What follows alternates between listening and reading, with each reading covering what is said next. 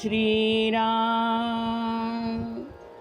सदा सर्वदा प्रीतिरामी धरावी, दुःखाची स्वय सांडी जीवी करावी. देहे दुःख ते सुख मानित जावे, विवेके सदा स्वस्वरूपी भरावे. माणूस हा समाजप्रिय प्राणी आहे. कुणीतरी आपल्यावर प्रेम करावं किंवा कुणाला तरी आपलं म्हणावं ही माणसाची स्वाभाविक प्रवृत्ती आहे. एखाद्या माणसाच्या गरजा योग्य प्रमाणात भागल्या की त्याची ही वृत्ती प्रकट होते. प्रेम करताना कदाचित निवड चुकू शकेल, पण माणसाच्या मनात प्रेमच नाही असा मनुष्य विरळाच. पण समर्थ म्हणतात, हे प्रेम तू रामावर कर. याचा अर्थ घरदार नातेवाईक या सगळ्याचा त्याग कर असा मात्र अजिबात नाही. पण आत्यंतिक उत्कट प्रेमाचं अधिष्ठान मात्र रामच असू दे, कारण तेच आपल्याला शाश्वत सुख, आंतरिक प्रसन्नता मिळवून देईल. माणसाचं संसारावर, त्यासाठी लागणाऱ्या द्रव्यावर अतोनात प्रेम असतं. पण प्रेमाचा अंदाज चुकला तर दुःख होतं. उदाहरणार्थ, जुगार खेळणाऱ्याचं पैशावर प्रेम असतं, पण तेच जर तो त्याच्यात हारला तर तो रसातळाला जातो आणि दुःखानं होरपळून निघतो.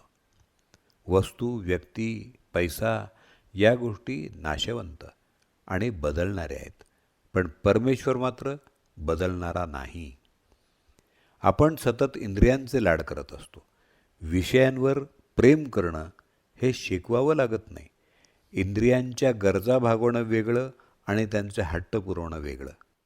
लांब जायचं असेल तर चालत न जाता गाडीनं जाणं ही गरज आहे, पण विशिष्टच गाडी पाहिजे म्हणणं म्हणजे हट्ट आहे.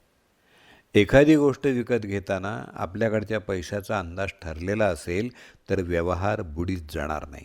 म्हणून समर्थांनी संसारात यथालाभात संतोष मानायला शिकावं, म्हणजे जीवाला होणारं दुःख सहजपणे टाळता येतं असं सांगितलं आहे. आणि म्हणून समर्थ म्हणतात, दुःखाची स्वये सांडी जीवी करावी. कारण आपल्याला होणाऱ्या यातना या द्वेष, लोभ आणि आसक्ती या विकारांमुळे होतात. देहाला होणारं दुःख, कष्ट हे सुखकारक नसतातच, पण त्यापेक्षा परमार्थातून मिळणारा आनंद मोठा असतो. आणि म्हणून देहाला होणाऱ्या दुःखाची आपण सवय करावी. दुःख आनंदानं स्वीकारलं तर मागोमाग सुख येतच. आपली तब्येत उत्तम राहावी म्हणून व्यायाम करणं, पथ्यपाणी सांभाळणं हे आपण करतच असतो. पण आपल्या प्रारब्धाचा भाग म्हणून जर दुःख आपल्या वाट्याला आलं तर ते दुःख आनंदानं स्वीकारायची, भोगायची तयारी ठेवावी. उलट काही झालं तरी प्रारब्ध चुकणार नाही, मग तेच दुःख आनंदानं भोगणं चांगलं नाही का? पूर्वीच्या काळी लहानपणीच मुलांना खूप कष्टाचे आणि साधं जेवण करायची सवय लावली जात असे. त्यामुळं आपण आज ज्याला दुःख म्हणतो त्याची सवय लहानपणापासूनच होत असे. भगवंताची भक्ती करताना कष्ट तर होणारच. पायी वारी करणं, नर्मदा परिक्रमा करणं यात देहयातना आहेतच, पण असं केल्याशिवाय परमार्थ प्राप्त होणार नाही.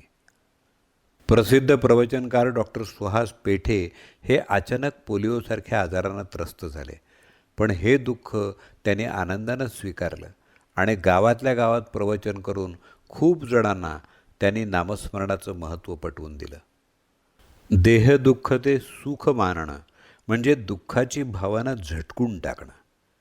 पुढं समर्थ म्हणतात, विवेके सदा स्वस्वरूपी भरावे. देहाचे लाड का करायचे नाहीत यासाठी ही ओळ आलेली आहे.